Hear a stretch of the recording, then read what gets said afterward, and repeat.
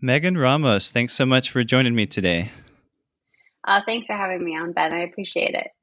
Yeah, so this is kind of exciting because the very first podcast I ever listened to related to fasting was back in 2017 near the beginning of the year. It was the first time I ever did a multi-day fast. And so I was interested in fasting. I was like, I wonder Okay. if there's any info out there. And so I looked it up and I found Fasting Talk. And it had just Oh, started. It had basically just started, and so it was like probably one of the first ever fasting podcasts that existed. And then it had just barely started. And so I listened to your story and Dr. Fung's story and Jimmy Moore's story, and kind of went from there. But so you were on one of the first podcasts I ever listened to about this kind of stuff. And then since then, of course, I've heard you on other podcasts like the Obesity Code podcast that you guys did for a while. And then more recently, you've got your own podcast, the Fasting Method podcast, right? That started pretty recently. yeah, So, that was wild and kind of unplanned. We just said, all right, we're doing this one day, and then we just started recording to see if we liked it, and I think so far so good. yeah, so you guys kind of just dived in, huh? Or dove in, or whatever the correct grammar is, without without too much preparation.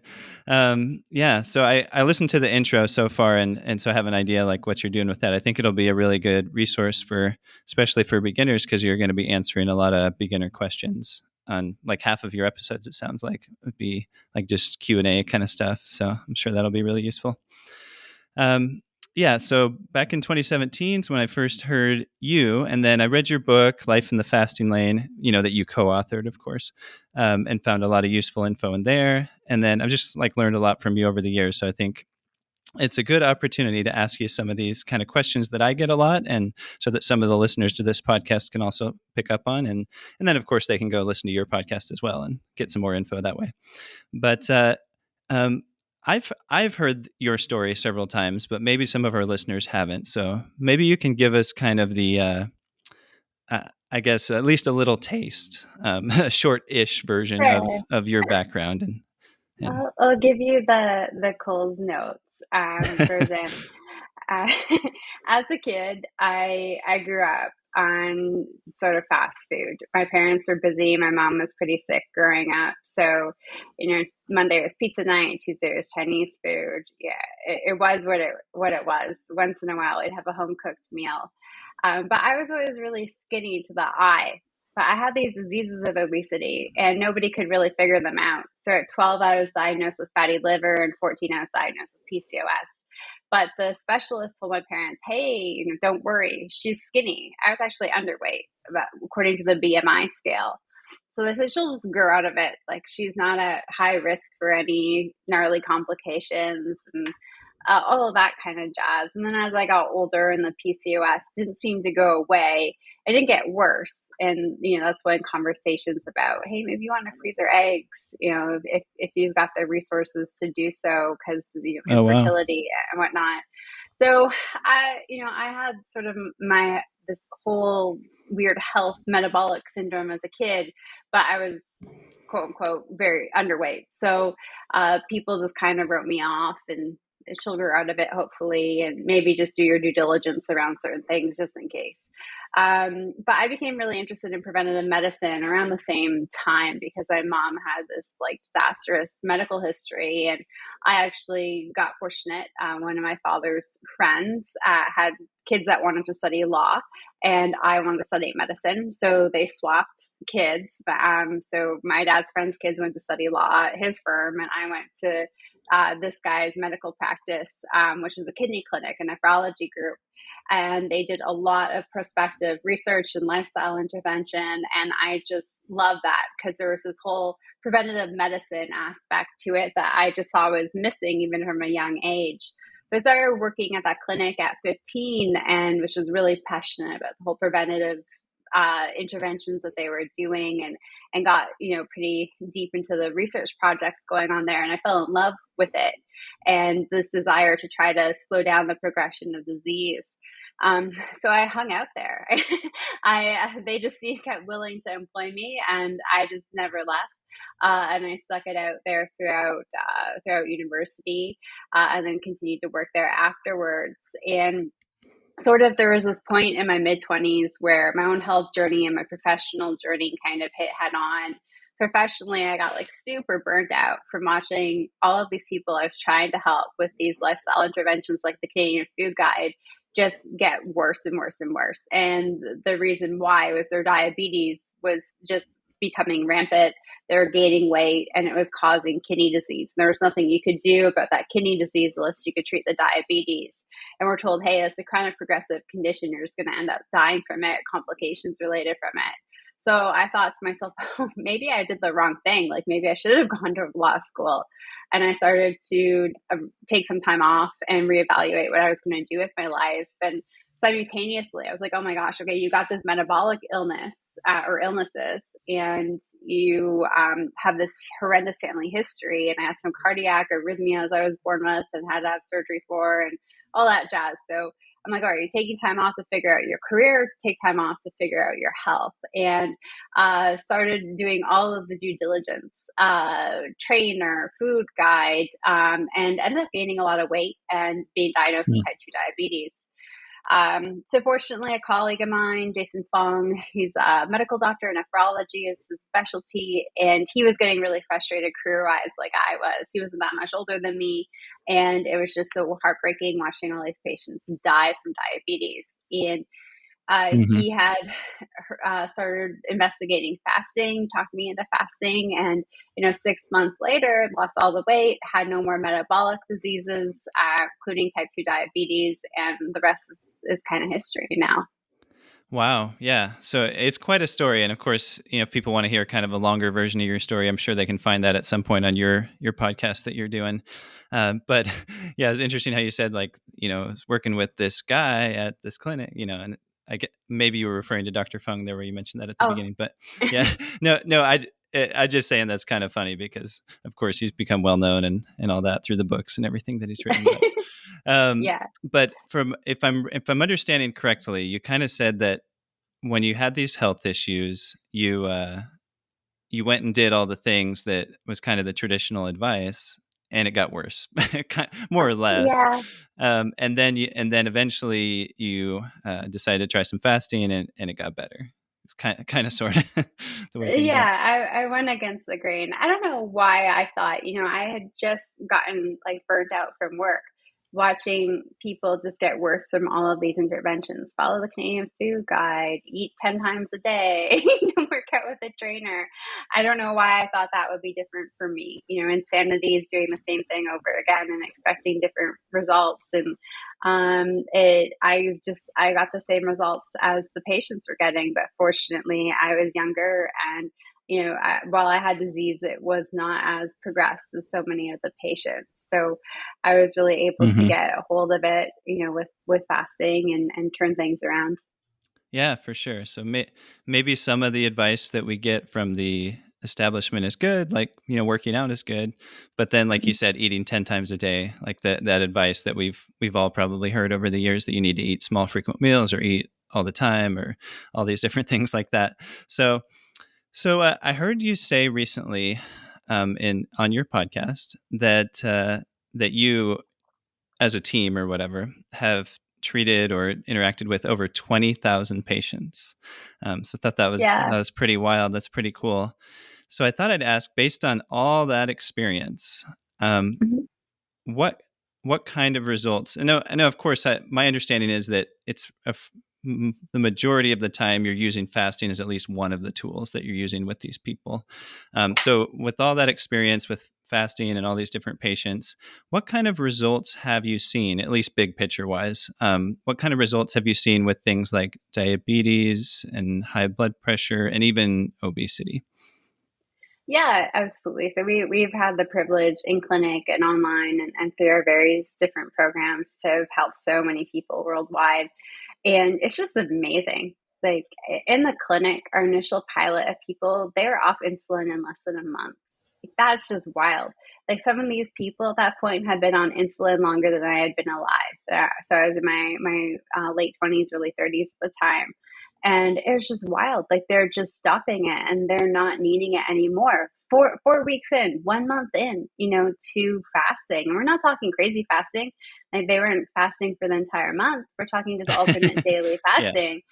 And then, so 30 years of insulin, like out the window, never needed again. And then, 6 months, most people are off of all their diabetic medication. Usually between that first month and that 6 month, there's blood pressure medications that are dropped because we so blame the salt for what the sugar did. And it's actually the insulin being so elevated that is causing the high blood pressure, the hypertension. So all of a sudden, patients whose blood sugar levels or their blood pressure levels are like 200 over 110 are like coming down into normal ranges. And it's just wild. Like Jason and I had this one patient in the clinic, 200 and something over 110. There were no more medications to give this guy. And suddenly, within a few months, he's starting to get normal blood pressure readings. We're all confused. So it was just wild. Like after years of just having these crazy, crazy blood pressure readings. So it's just amazing. Like I'd say 6 months into an alternate daily fasting regimen where you're doing the true alternate daily fasting for a good 80 to 90% of that time, because holidays, vacations, whatnot do happen, you can do so much. Like we can get most people off of all of their diabetic medications. They can reduce, in many cases, a lot of their blood pressure medications, a lot of their statins that they're on. The blood or cholesterol medications can come off. The weight loss is pretty incredible. It's just amazing to see consistent weight loss. Now, at the start of anyone's weight loss journey, they're going to lose more because they're dumping more water. But we're seeing people, lose the same amount of weight, depending on their fasting protocol, it's usually 1.5 to 2 pounds a week. And we're seeing that consistently straight for months, which is wild. So, at the end of 6 months, we're looking at a tremendous amount of weight being lost. And what is really wild, usually sort of about that 6 month point, is there's some sort of holiday. There's either summer vacation or the December holidays, and people think, oh, here we go. We're going to gain all that weight back. And so they would come into the clinic or come into a virtual appointment after being away at their cottage or cabin or traveling to different resorts in the summer or after Christmas feast, and they say, here comes the weight. And the weight doesn't come back on. Like they're the same pre-holiday weight. And they're like, oh my goodness, like it's so difficult to gain weight. And like everybody has a chuckle, so sort of at the 6 month mark is where we just see the fatty liver reverse. So fatty liver disease is one of the most biggest contributors to mortality rates in North America. It's like fatty liver disease is gone. Right now, if you listen to any health officials, they'll tell you there's no treatment for fatty liver disease, and pharmaceutical attempts just keep failing in trials. So there's no actual medication out there for it. But we can eradicate, fatty liver disease in 6 months. In 6 months, women who have not had regular menstrual cycles due to PCOS are suddenly having consistent regular cycles. I had this one young woman, 21 years old. She hadn't had a cycle in over 2.5 years. 3 months into fasting, she gets a cycle, and then she's getting it consistently month in and month out. So, we joke, Dr. Nadia Pataguana on our team, she's our hormonal health expert. We call her our baby whisperer, and you need to exercise cautious because she just totally obliterates, PCOS with the strategies that she implements. And then there's so many other great benefits of fasting that we never really expected to happen. Anxiety, depression, like people that are really struggling with these chronic sort of mental health issues, this just going away. I was someone who always struggled with generalized anxiety disorder, but with fasting, everything's clear, ADHD on that note too. Even myself, like I used to pop Adderall and Vyvanse just to sort of get through daily life. as prescribed by my doctor. I had Okay. no issues with it, but like I needed it. It was a crutch. And then Hmm. suddenly I'm fasting and I'm so busy with work and I'm able to catch up on life for the first time in what felt like 100 years. And I just didn't have time to go to the doctor to renew my prescription. And there I was, blasting away through really complicated things without needing ADHD medication. And I couldn't even do really interesting things that I enjoyed without it in the past because I didn't have that ability to focus. I had so much carb brain all of the time that there was no mental clarity, and all of that came back with fasting. So we hear all of these, incredible things, and it's so great. People, they get freedom from food, they get control back of their metabolic health, they get to tackle these crippling issues like anxiety and depression, infertility. All of these amazing benefits that we've seen through fasting. Wow. Yeah. So there's so much there, but yeah, I mean, kind of to summarize, there's just a huge list of health benefits. And of course, I'm sure you see this and I've seen that like most of the time when you bring up fasting, like people's first reaction is like, how much weight can I lose? It's like unless they're coming to you because they have diabetes or something. So, but if you're just kind of talking about it casually outside of the medical setting, like people are mostly focused on weight loss, but just looking at like the list of all the stuff that you just, kind of enumerated there about diabetes, getting off insulin, blood pressure coming down, losing weight, having an easier time keeping it off, PCOS improving.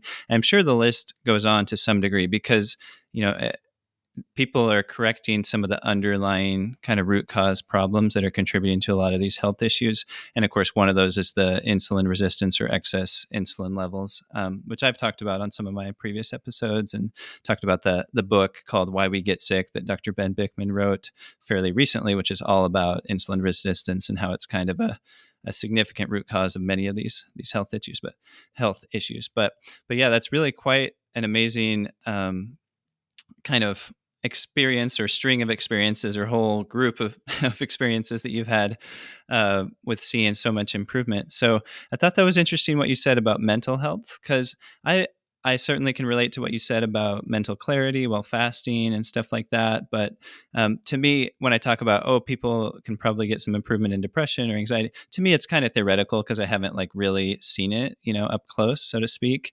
But can you elaborate just a little bit more on like what you've kind of observed in terms of mental health issues with your patients? It's fasting is a really great tool. First of all, so many of these medications that people use to help them. Uh, well, there's a lot of controversy around them, but in Mm-hmm. general, they do contribute to insulin resistance. So we've actually collaborated with a team in Toronto with a group of patients with schizophrenia, because the primary medication that they would be on would cause extreme weight gain, extreme insulin resistance, diabetes, and then there's need for more medication, and medication compliance already isn't that high. And then to change the diet of these individuals can be very complex in nature.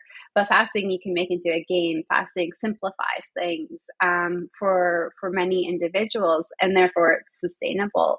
So we've been able to help so many of these individuals, first and foremost, who are on these medications, sort of be able to counteract the negative side effects in terms of insulin resistance and weight gain. So just in general, it's positive for that. But there's just been patient after patient or individual in our community saying, this debilitating anxiety, this, seasonal depression, all of it is just gone. It's not there anymore. They don't have it weighing on them. They're able to come off of these medications that were perhaps making them feel a little bit numb, and they're able to feel things the way that they wanted to feel them again and have these experiences, but without the struggles anymore. And we attribute that to a few factors.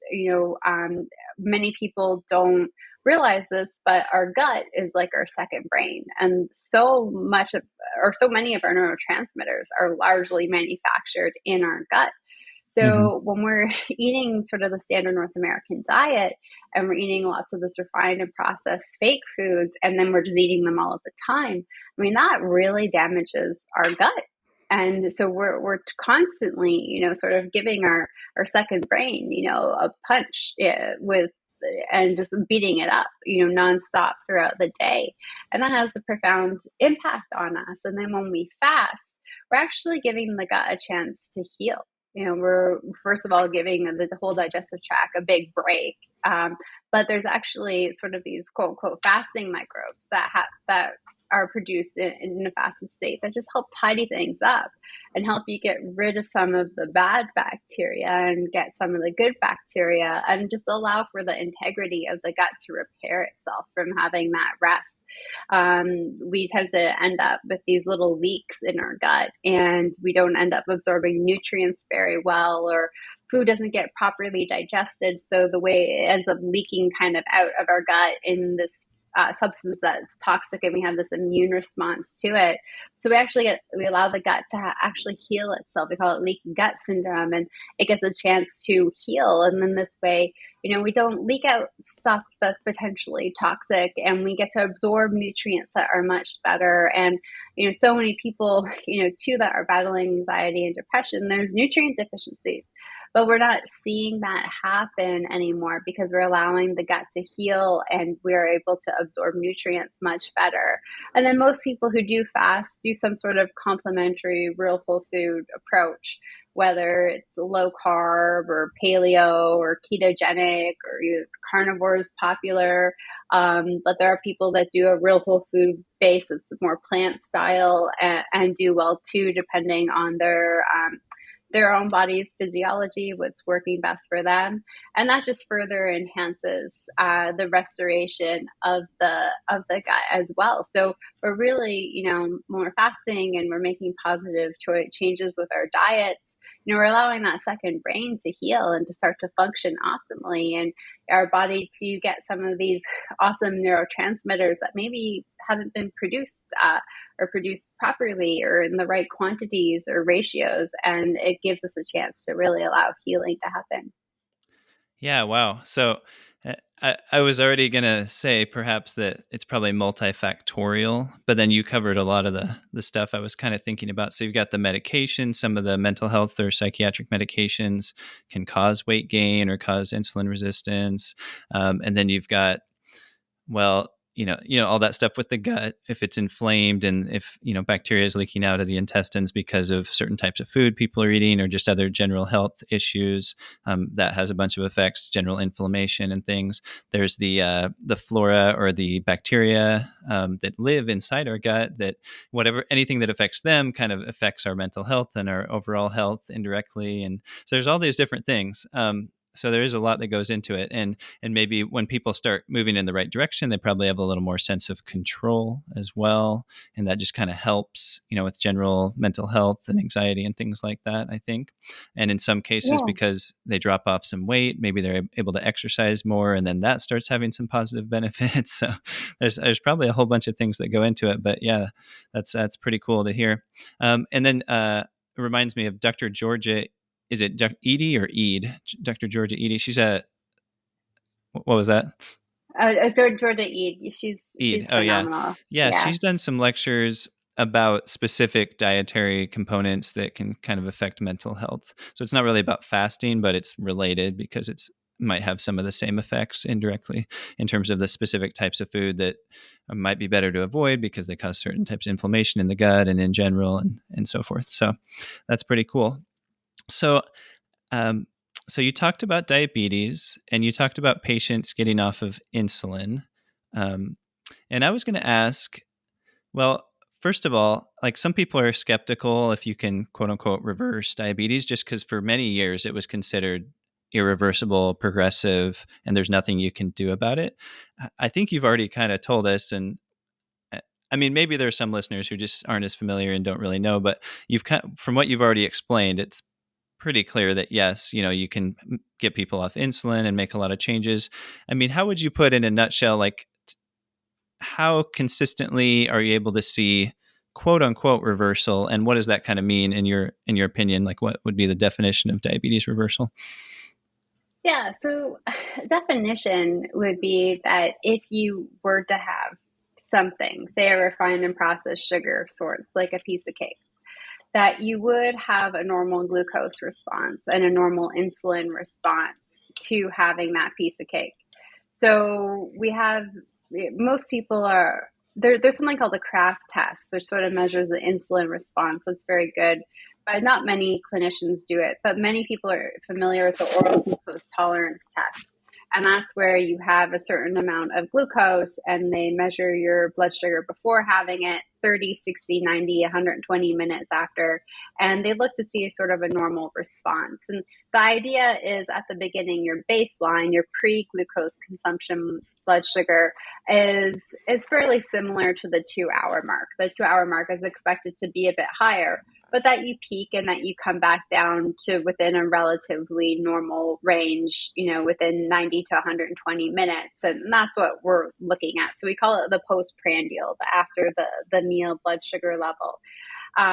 Now, if you're a diabetic, your blood sugar level is going to go way up and it's going to stay up for a very long period of time. So if you were to have something, some cake or some ice cream or the potato, and just have it on its own, then in a diabetic, we would see the glucose go way up and then take hours before it starts to come back down.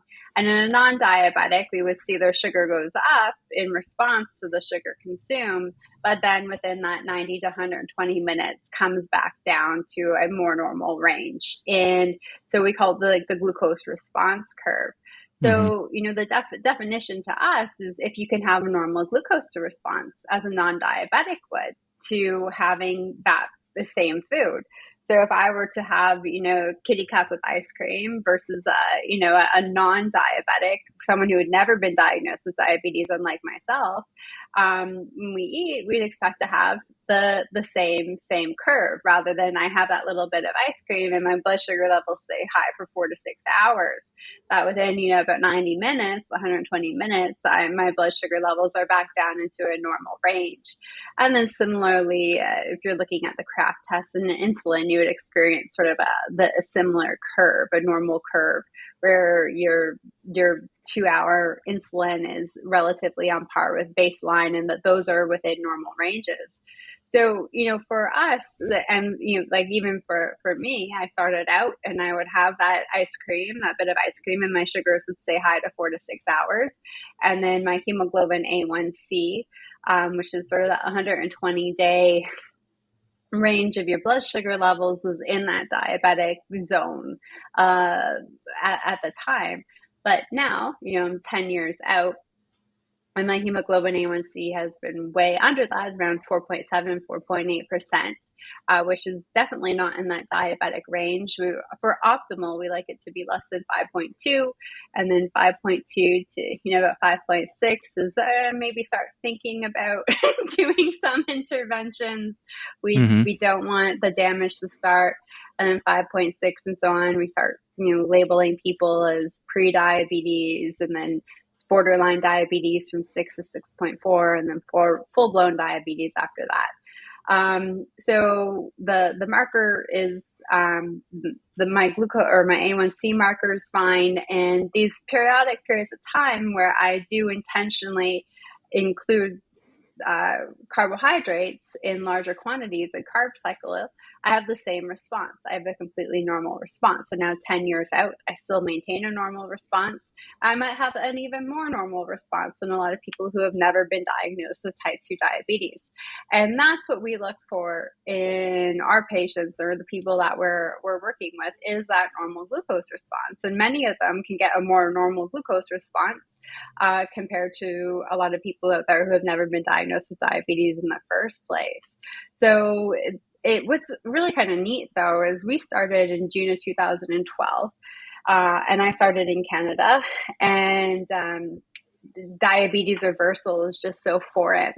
And now it's, decades later, and I'm living in San Francisco, and I actually had a medical appointment at Stanford University not that long ago, and the doctor was just taking my medical history, and she said, are you, or have you ever been a diabetic? And I asked her to sort of explain the second half of her statement. She said, well, nowadays, we know that there are interventions that can reverse diabetes. So, and I thought, oh, this is so cool, because, she didn't really know a whole lot about fasting. We started talking afterwards, obviously, after I explained my medical history. She's like, I hear it's trendy. I don't really know about it. I try to eat paleo. Like, that was about it. But she's like, it's now becoming common knowledge that type 2 diabetes is something that can be reversed in certain circumstances, is what she said. So it's nice to see sort of mainstream. I would say she was definitely a full mainstream physician in Western medicine, not integrative, not functional by any stretch of the imagination, but it's really cool to see this stuff sort of stretch out. So we've been able to, really work with patients, and typically we do therapeutic fasting in order to reverse type 2 diabetes. And to us, therapeutic fasting is more of an alternate daily approach, or a 3-time-a-week approach, where you would do a full day of fasting. So that typically ranges from 24 to 42 hours of fasting done 3 times a week. So a 24-hour fast, you fast, say, from dinner tonight to dinner tomorrow. So, I am eating tomorrow, but I'm just fasting breakfast and lunch, but I'll have dinner.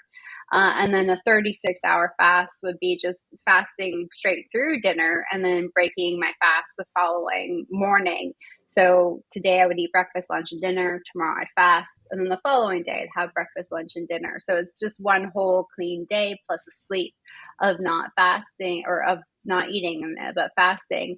And then a lot of people just don't like eating breakfast, especially diabetics whose blood sugar levels are already elevated in the morning due to the dawn phenomenon. They'd rather burn it off than add more fuel to the fire. So they'll end up not breaking their fast until lunchtime. And, we think about type 2 diabetes, it's a chronic, or it's a serious condition. It doesn't need to be a chronic progressive condition, but it's a serious condition. So fasting is not a diet. It's not like the latest pair of shoes that are on trend for the season. It is a therapeutic approach to treating diabetes. It's the alternative to what people are using to treat their diabetes. So just like someone who has cancer would show up to their treatments for chemotherapy or radiation, we expect our participants to show up for their fasting days like they're showing up for their therapeutic treatments. And so these individuals, typically, we're quite intensive for about 6 months, so then we're able to scale back. But they'll do alternate daily fasting, or 3 times a week they show up for their diabetes treatment, which is a fasting day. And the great thing with fasting is that they can do it anywhere. So if they can still travel, you're not tied to being home and going to a facility and having to do it. You don't have to go to a special center to do it. You can do it from anywhere. It doesn't cost you anything. You feel better after rather than feeling worse after. So there's so many more positive benefits of the fasting therapy compared to other therapies. And you can have the flexibility. You could fast Monday, Tuesday, Thursday, or Monday, Wednesday, Friday, or Tuesday, Thursday, Saturday, or Tuesday, Thursday, Friday. Like, you can really fit it into your lifestyle. So it doesn't need to impact your lifestyle, but you still have to treat it as a therapeutic approach. It's just not a diet or a lifestyle that you do periodically. You need to treat it as a therapy, and you need to do so for about 6 months. And if you do that, you can really eradicate years worth of disease. Wow, sounds really amazing.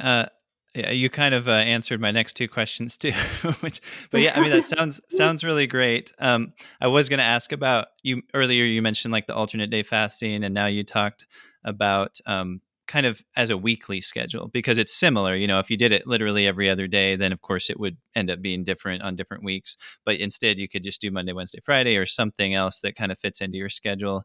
But as you pointed out at the end, to be consistent. so that you get the therapeutic benefit, especially if you have years of disease, as you said, somebody who has type 2 diabetes, or, many people in the United States that don't even know it, but they're on their way to having diabetes. And I say the United States, I mean, lots of other places too, but that's where I live and where you now live, I guess. but yeah, that's quite interesting to hear about what your experiences have been like. And I think it should be really encouraging, especially for anyone with diabetes or high blood sugar who is listening to this. So, and you, one of my other questions was going to be like, oh, about how long does it take to kind of, really see the results? And you said if you stick with it for 6 months, there's a good chance you're going to see really positive results, is kind of what I'm gathering from what you said there. And after about 6 months, I wouldn't say that's you're fully reversed in 6 months. Okay. But in six months, you can really clean up the system in the sense of restoring a significant amount of insulin sensitivity. So really curing a lot of the insulin resistance, coming off the medications, reducing a lot of the inflammation. Like within 6 months, you can almost feel like an entirely different person. It's wild. I always joke that I'm Megan. I'm in a boardroom or, on a night out with friends. I'm very much Megan. I have one kind of personality. I'm just a happy-go-lucky Canadian lady. But I've had like 10 different metabolic personalities, and each one of them has different nutrient requirements, needs different fasting protocols, needs different types of physical activity. But I've just healed so much. So, you can become an entirely different metabolic person in 6 months, but then there's still healing that has to happen after that. So on paper, you can get awesome labs. You can feel like a new person. You can be off a bunch of medications, but then usually at that 6 month mark, we scale things down a bit, but we still say on top of it, it's a more mild therapeutic approach that we follow people with for about another 6 to 12 months. And then usually like that 12 to 18 month mark, people are really seeing kind of wild transformations. Jason and I, our very first patient we asked to do a 7-day fast. She literally came into the office and said, every 3 months I see my endocrinologist and he gives me another 10 units of insulin and I gain another 10 pounds. She was going blind. She knew her blood sugars were out of control. She didn't know what to do. She said, tell me what to do. And Jason said, hey, try a 7-day fast. Anyway, she ended up going for 21 days. It was remarkable. She came off all of her insulin, had incredible blood sugar levels. So she, after that 21 days, she did alternate daily fasting. Her and her husband did it together. They were tired, so they just, they did true ADF, alternate daily fasting protocols, because that just worked for them. And they planned their life around it, and they were really great about their diet. So about several months in, they went out to celebrate an anniversary of theirs, and they had dessert. And she checked her blood glucose level, and it was high. Like it was high a couple of hours after having that dessert. And she just kind of broke down. She said, but my A1C is perfect. My sugars regularly are perfect. I'm off of all these medications. I've lost almost 100 pounds. Like this, like, how can this be? And so she came back and was just devastated. We said, you got to hang in there. Like it takes 10 to 15 years to develop diabetes. So there's 10 to 15 years worth of damage that accumulates, and then it's going to take a while. And she had been on insulin for 34 years at that time when we met her in clinic. So he said, just hang in there. There's deeper healing. So then another several months went by, and then there was a big birthday, and they went out and she had a dessert. And her husband said, please do not check your blood sugar levels. Do not ruin the night. But she still did, and she had a normal glucose response. So, we in her initial, it was 7.5 months from the time she started fasting till that first dessert incident. So it was just shy of 8 months. She had come off all these medications. She had great blood sugars. She had great labs. She felt fantastic. She had lost tons of weight. But there was still some cellular healing that needed to happen. Mm-hmm. Now, in chatting with her, okay, so her whole journey was about a year and a half when all was said and done, and she was getting these normal glucose responses to these larger episodes of sugar. But 10 to 15 years to develop diabetes, and then having diabetes and then being on insulin for 34 years. I mean, you're looking at nearly sort of 40 years worth of diabetes, and in 18 months, it's gone. And you're having this normal glucose response when you do eat these foods. And I think that's pretty cool. So it does take, everything looks really great on paper at this first 6 months, but then you got to hang out there for a little bit. But within, I mean, her story, we're looking at over 40 years from when she started to develop diabetes to just 18 months. I mean, that's hugely powerful, the therapeutic treatment that she implemented. Yeah, when you zoom out and kind of look at the big picture, because of course people always want these like quick results with things, especially in this modern age. But when you zoom out and think of it, yeah, like decades of problems that in a year or two have been pretty much fixed, and maybe not 100%, and maybe it'll never be 100%. It reminds me of, I was reading this book about low back pain or rehabbing low back problems, and the author kind of pointed out, like, yeah, you'll probably get to this point where you're pretty normal, you can function pretty normally, but you'll probably still need to do a little extra maintenance uh, than someone who never had those problems to begin with. And I'm sure it's kind of true for diabetes too. So you can get to where you're pretty normal, but you probably need to do a little more maintenance than someone who's never been there before, perhaps, I guess you could say. This is the thing. If you go back to doing what you did to develop the diabetes, you can redevelop it. If you eat these highly refined and processed foods and you go back to eating all of the time, I mean, that's what led to the development of insulin resistance, which is the root cause of diabetes in the first place, or type 2 diabetes. So anybody can do that. Anybody. Jason Fong always says, I can make anybody diabetic. I just have to give them insulin and give it to them often enough. And so if you go back to if you go back to doing that, I mean, in a period of time, you can redevelop it. So, people ask, do I have to fast for life? And it's just like, no, like you don't have to do this crazy fasting for life, but you need to be mindful of how often that you're eating. And I mean, we eat a ton in the Ramos household. My husband and I have had such great success with fasting. We eat a ton, but we don't graze and we don't snack. We eat meals. It's hard to eat meals in today's modern age. And we Mm-hmm. have to tag team in and do food prep and support each other to make sure that we're staying with meals. But we really enjoy food. And as a woman, I'm 37 years old. I grew up being dragged to Weight Watchers meetings with great aunts and grandmas. And, I thought I was just destined for this life where I was always going to be in deprivation and couldn't enjoy food and always having to count. And when I was young, I had such this negative relationship with food as a result. And now I have such a great relationship with food. I love eating, and I love eating things that make me feel good. And by doing so, I get these natural periods of fasting that helps balance things out. And, it's been a decade, and I've maintained diabetes free, PCOS free, fatty liver free, and I've maintained over an 80-pound weight loss, pandemic included. I did gain a few pounds at first, being a little too sedentary, but still it's been pretty remarkable. So I now, like, I am in control, and it's pretty awesome, and I so enjoy eating. And I think that this is a type of freedom that not many people know can exist, that you can truly learn to love food and enjoy it. And if you eat the right things and the right timing, not only do you feel great emotionally, physically, but you're also going to be extremely healthy. Yeah, yeah. And by the way, it's been really powerful to hear about not only at least part of your personal experience with diabetes, but all these patients that you've worked with and everything. And I had some more questions written down. I know we're not going to get to all of them just because, like we're only maybe have about 10 more minutes.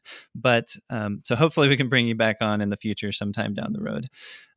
But you were talking towards the end there about not snacking, not grazing, having good, proper meals. I know that's a struggle for a lot of people for many reasons. Maybe it's because everybody's so busy, like they're always packing their schedule so full with different things, and then they don't feel like they have time to cook, and then people want to eat out. And I was thinking recently about how when you eat at restaurants, it's almost impossible to eat healthy. Um, it's possible, but it's like 99% of the time there's going to be something about it that's not really great. Yeah. And so if people are eating out all the time, or if they're just wanting to buy all these pre-cooked meals, or I don't know, I guess maybe this is a good segue into a modified version of one of my other questions, which is I was going to ask a little bit about kind of how you help people in a family setting to kind of improve their health or fit fasting into their lifestyle, or just to, whatever it is, to just kind of start working towards a more healthy lifestyle because of some of the challenges that come in a family setting. Yeah, so definitely, especially parents, it can be tough because you have very tiny humans that you definitely don't want to be firing up the stovetop, or taking hot stuff in and out of the oven, and they need to eat. Mm-hmm. Eating invokes growth, and in little humans, you want them to grow into proper size humans, so they do need to grow. So parents struggle a lot with a few reasons. So they've got to cook on their fasting days, do food prep, and especially parents of younger kids who have karate practice, soccer practice, swim, dance, all these activities. It's not always reasonable to say, hey, do all of your food prep on an eating day. So some of the hacks is, well, one, if you can swing it, eating days are great days to do food prep, or just sort of doubling up on your eating day. So if you know that you are going to be fasting, say Tuesday, but on Monday you're cooking, then make extra. So Tuesday people are having leftovers. And so Mm-hmm. many parents actually are head cooks at home. They actually prefer to do 2 48-hour fasts a week as their therapeutic protocol, because then they're only missing dinner with their family twice a week. And it's only 2 times a week that their family might be eating leftovers. Mm-hmm. So there's not a whole lot complaining from everybody at home. Twice a week leftovers is no big deal in the scheme of 7 nights of dinner. And it's only Mm-hmm. 2 times a week that you're not, or you're trying to sit there while they're eating dinner, or you're staying away from them while they're eating dinner. So the 2 48s is a really popular strategy for those with families. But one thing that works well in general is just doing meal prep in the morning time, fasting day or eating day, because our appetite really just isn't there in the morning time. I do almost all of my food prep throughout the week in the mornings, fasting day or eating day, really getting it in. On the weekend, my husband definitely helps. On the weekdays, he's got a crazy commute into work. His days are long, and I work from home, so I tend to take it on. And morning times, I'm just there. I'm there with my cup of green tea in the morning time. My appetite's not there. I'm not, looking to pick at the food. So I can just do all of the food prep for whatever I need, whether I'm breaking my fast later that day or then the following day. But morning times are golden. So we'll usually encourage, parents, if you can wake up, half an hour early, do that food prep in the morning time when the appetite's non-existent. So many people report that just working for them. The kids are still in bed and the appetite's not there, so they're not snacking or grazing as they're doing that food prep anyways. So those are big things. Parents or just family members in general that are trying to fast at the table. And there's a few reasons why this might be uncomfortable for people. You as a faster might be struggling while everybody else around you is eating and you're Mm-hmm. not eating. Or a lot of parents, they'll worry about mixed messages to children and eating, and especially those with younger daughters. And body image issues don't necessarily are worried about disordered eating patterns. So what we typically recommend is, mom or dad or whoever at home is fasting, take a bowl and add in some bone broth or low carb vegetable broth. You could even chop up some fresh parsley, sprinkle it with salt and pepper, take a spoon, and then it's like mom and dad, or mom's having her special soup for the night. So that strategy works really well because you, the faster, you're eating from a bowl with a spoon. So, and you're engaging in conversation. It almost tricks your brain to think you're doing the same thing as everybody else. So you kind of get out of this mental state where perhaps you might be feeling deprived. And then everybody else around you just sees you eating with a spoon from a bowl. So they think you're participating too. You're just eating something different than what they're eating. And that sort of calms a lot of the concerns that happen with an individual trying to fast at a mealtime.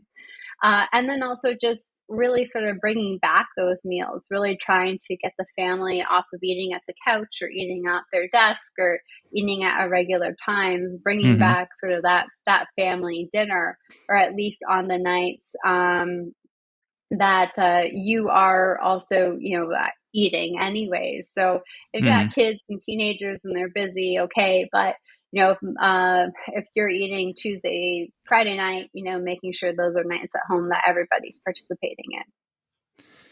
Yeah, those are some golden tips right there that I've heard some of those before, but not all of them. So yeah, finding the right schedule. You mentioned like the 2 48-hour fasts where you don't have to skip as many dinners. Doing food prep in the morning. That's a really interesting one.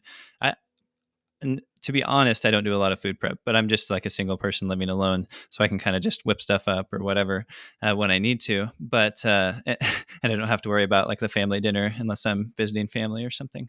But yeah, the food prep in the morning, because I certainly have noticed like it's just so much easier to feel in control with food in the morning versus the evening. So if you're handling all this food in the evening, that could be kind of rough.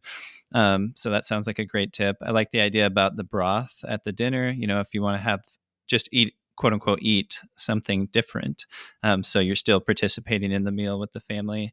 And then, yeah, like really focusing on making it a family event, kind of, especially when you are not fasting and when you're eating with them. Those are some great tips. So we'll have to save some of the other stuff for next time, whenever that may be. But maybe I can squeeze in one just kind of rapid fire thing before we wrap up. And I guess that would be if you had just a small number of tips for beginners or for people who think it's just seems overwhelming and they don't feel like they can even get started. If you had just a small number of things, maybe like 3 things, what would be like the first 3 things you would want to tell people about how to be successful or how to like overcome the mental obstacle of, using fasting? Yeah. So the first thing is just don't snack. It really doesn't matter how many meals you're eating a day, 1, 2, or 3. Just don't snack between meals. So if you're brand new to fasting, not sure where to start, or you really want to take things slow, cut out snacks. People actually find it easier to cut out meals than to cut out snacks. And it's the snacking is almost worse in many factors because the foods that we typically snack on are processed and refined versus meals sort of being more real whole foods, especially for cooking at home. So just don't snack. Just cut it out. It doesn't mean, even if they're healthy foods, it doesn't mean that you couldn't have those nuts or those olives or that cheese. Just have it with your meals instead. So I'm not necessarily telling people to eat less, just eat less often. That's the best place to start. And then one of the best things you can do is every morning have a pinch of salt in your glass of water. This can really help curb afternoon hunger, especially, and help kill a lot of that snacking that happens. So many people, when they try to fast or try to go low carb, they wait till they don't feel well to start hydrating properly, but start your day off hydrated properly. And hydration isn't just water, it's water and electrolytes. And, the gateway keeper of all of those electrolytes is sodium. So just water with a pinch of salt. I'm talking like a quarter of a teaspoon, nothing wild. That can make a huge difference in your appetite later on throughout the day. So hydrating early, and even if you just do it in the morning, it's still hugely impactful. And then the third thing that I would recommend is just really trying to eat earlier in the evening. If dinner is a meal that you are going to continue have, just try to have it sooner when you get home.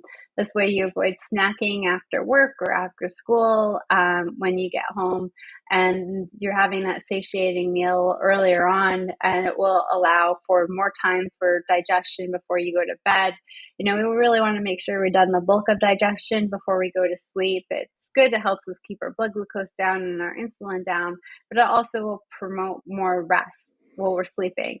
So when we're sleeping, we're actually able to rest and restore rather than just digesting the whole time. So it will reduce the overall stress load on our body quite significantly, even if it's only by 30 minutes. Like even if you can only move dinner from 7:30 to 7, that is still really profound. So trying to get that last meal of the day, move it up earlier on, as early as you can comfortably, will have a really big difference in your results.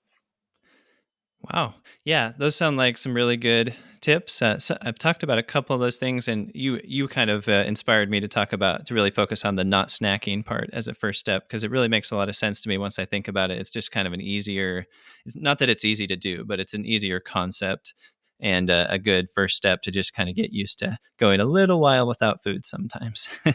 So thanks a lot for being here. I know we got to let you go in a second, in a moment, but I really appreciate your time because you have so much valuable information to share. And of course, if a listener just can't get enough and they want to find more, they could start by reading your book, for example, Life in the Fasting Lane. I know you've got the new podcast. It's called the Fasting Method Podcast, I believe. And then your website is thefastingmethod.com. Is there anything else that you want to kind of let people know about if they wanted to find you and get more information from you? Yeah, you can head over to our website, or you just said it, FastingMethod.com. You'll find YouTube resources, podcast resources, social media, and you can learn about our various programs. And then we have a massive repository of blog posts that are all free and available to anybody. You can search, so depending on what you're interested in, diabetes, PCOS, weight loss, sugar, nutrition, insulin, you can search and narrow it down, and there's tons and tons of free resources there. Great. Yeah. And one thing people hopefully realize is that the resources that you have are based on experience and what really works in the real world, because as I mentioned at the beginning, you've worked with over 20,000 patients. So we know this information is reliable. So yeah, I guess they could start by going to your website, thefastingmethod.com, and that'll link out to a bunch of other things. They can go from there. Yeah. Everything's linked from there. Sounds good. So yeah, I better wrap this up, but thanks again for being here. I think it turned out well. I think it'll be really useful for the listeners. Thank you, Ben. I appreciate it. And I appreciate all of your support. And everybody who's listening today, happy fasting. Yeah, happy fasting.